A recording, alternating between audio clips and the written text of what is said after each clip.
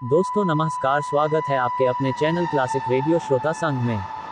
आज हम बात करेंगे एक ऐसे रेलवे स्टेशन की जो दो राज्यों में बटा हुआ है। यानी ट्रेन का इंजन राजस्थान में तो ट्रेन मध्य प्रदेश में खड़ी होती है। टिकट देने वाला राजस्थान में तो टिकट लेने वाला मध्य प्रदेश में खड़ा होता है।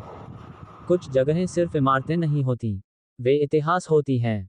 कुछ रेलवे स्टेशन केवल यात्रियों को नहीं बल्कि पीढ़ियों की यादों को भी अपने साथ लेकर चलते हैं।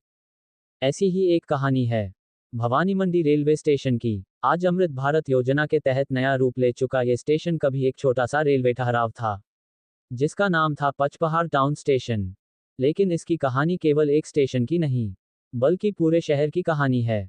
19वीं शताब्दी के अंतिम वर्षों में अंग्रेजों ने दिल्ली मुंबई रेल लाइन बिछानी शुरू की। उद्देश्य भारतीयों की सुविधा कम और ब्रिटिश शासन तथा व्यापार को मजबूत करना अधिक था। मुंबई बंदरगाह तक कच्चा माल पहुंचाना और अंग्रेज अधिकारियों का आवागमन आसान बनाना, यही इस रेल लाइन का प्रमुख उद्देश्य था।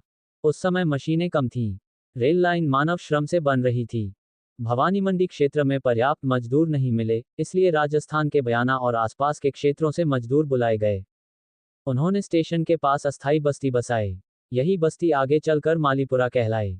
रेल लाइन पूरी होने के बाद भी अनेक परिवार यहीं बस गए। आज भी उनकी बोली और रहन सहन में बयाना की झलक साफ दिखाई देती है। सन 1912 रेलवे स्टेशन का निर्माण हुआ। नाम था पचपहाड़ टाउन।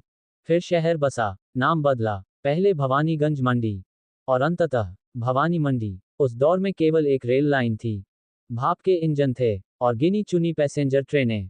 एक तेज रफ्तार ट्रेन थी, फ्रंटियर मेल, लेकिन अफसोस वह भवानी मंडी से बिना रुके गुजर जाती थी। केवल वे ट्रेनें रुकती थीं जिन्हें भाप बनाने के लिए पानी भरना होता था। स्टेशन के पास लोहे की विशाल पानी की टंकियां बनाई गई थीं। इनमें पचपहाड़ की पीपलाद नदी से पानी भरकर रखा जाता था। वही पानी भाप इंजनों की जीवन रेखा था। समय बदलता गया। सन 1956-57 में रेलवे के रखरखाव के लिए IOW कार्यालय बना। सन 1965 के बाद डीजल इंजन आने लगे। फिर बदल गई सिग्नल प्रणाली और 1981 के आसपास शुरू हुआ दिल्ली मुंबई रेल लाइन का दोहरीकरण। सन 1987 भाप और डीजल के बाद बिजली से दौड़ती ट्रेनों का दौर शुरू हुआ। रेलवे आगे बढ़ती गई, लेकिन जिस पचपहाड़ की कोख से भवानी मंडी का जन्म हुआ, वह धीरे धीरे पीछे छूटता गया। ये केवल विकास की कहानी नहीं, संघर्ष की कहानी भी है। सन 1983 भवानी मंडी के लोगों ने फ्रंटियर मेल के ठहराव के लिए रेल पटरियों पर आंदोलन किया। आखिरकार 6 महीने का ट्रायल स्टॉप मिला। स्थानीय उद्योगों ने टिकट खरीदकर रेलवे को पर्याप्त राजस्व दिया और यह ठहराव स्थायी बन गया। फिर आया सन 1986। देश के तत्कालीन रेल मंत्री माधवराव सिंधिया स्वयं हेलीकॉप्टर से भवानी मंडी पहुंचे। अवध एक्सप्रेस के पहले ठहराव का शुभारंभ किया। ये भवानी मंडी के रेलवे इतिहास का एक स्वर्णिम दिन था। इसके बाद भी संघर्ष जारी रहा। इंटरसिटी, जयपुर मुंबई सुपरफास्ट, जम्मू तवी, जयपुर चेन्नई, जयपुर बेंगलुरु और जोधपुर इंदौर जैसी कई ट्रेनों के ठहराव के लिए लोगों ने आंदोलन किए, धरने दिए, प्रदर्शन किए और अपने अधिकार हासिल किए।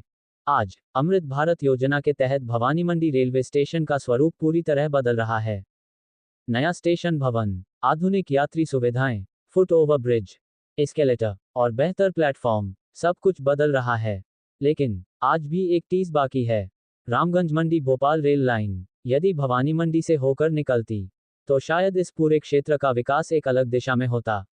ये केवल एक रेल लाइन नहीं, एक अधूरा सपना भी है, जो आज भी लोगों के दिलों में जिंदा है। भवानी मंडी रेलवे स्टेशन की यह कहानी हमें याद दिलाती है कि इतिहास केवल किताबों में नहीं होता, वह पटरियों पर चलता है, स्टेशनों पर रुकता है और लोगों की यादों में हमेशा जीवित